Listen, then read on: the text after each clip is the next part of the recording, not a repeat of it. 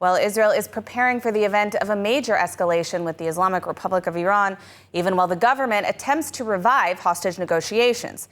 Now, here to speak with us about the threat from Iran and the precarious situation Israel faces is senior researcher Kobi Michael.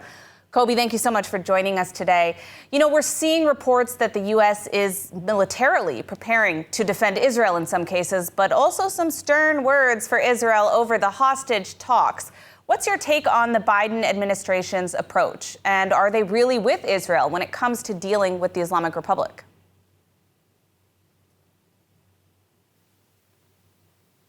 Good afternoon. I think that what is happening today with the American administration is something which is pretty similar that we knew yesterday and the day before yesterday. For the Americans, the cornerstone of their regional vision is seizing the war in the Gaza Strip, which means a hostage deal in any price or in the conditions that are introduced currently. And I think that they are wrong. I think that the red lines that Prime Minister Netanyahu set are correct. And just today, a huge tunnel was revealed beneath the Philadelphia corridor. And I think that it is pretty understood that Israel cannot leave the Philadelphia corridor before destroying all the infrastructure of the tunnels there, and before having a sort of reasonable solution for the day to come. Therefore, I think that Israel has to continue pressuring militarily Hamas. I think that Hamas is under pressure. I think that the United States has to help Israel on pressuring Hamas by increasing also the pressures on Qatar. And then we will reach to a hostage deal in better conditions and more reasonable deal.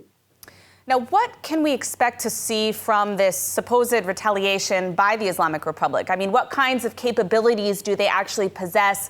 And how can Israel limit the impact of such an attack from the Islamic Republic? The Iranian can do what they did before. They cannot do more than that, only in the quantities. I mean, the only two options that they have is to use the variety of aerial platforms that they have, be it drones or cruise missiles or ballistic missiles, and to use their proxies. I mean, this is what they did till today. This is what they did on April 13, and this I assume what Iran will do when their retaliation will come. Maybe it will be more intensified. But in the very same time, I think that we have to remember, and the entire public in Israel and the region should understand that Iran is much more vulnerable than Israel. Its offensive and defensive capacities are much lower than the Israelis' ones.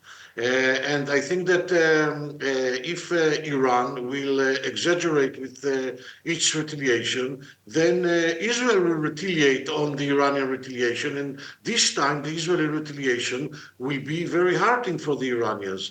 And it is not so complicated for Israel to paralyze many infrastructural systems in Iran, be it water, electricity, oil, you name it. So I think that the Iranians should be much more concerned than the Israelis in this regard.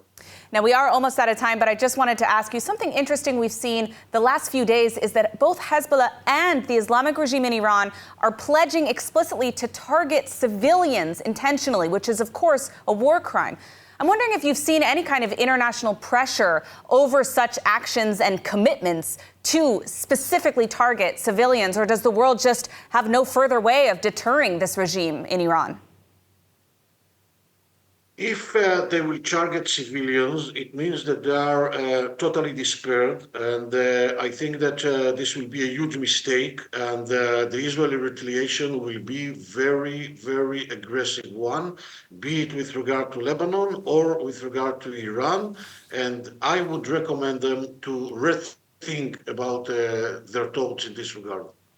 Thank you so much for joining us today, Kobi Michael. Always a pleasure to have you on. Thank you.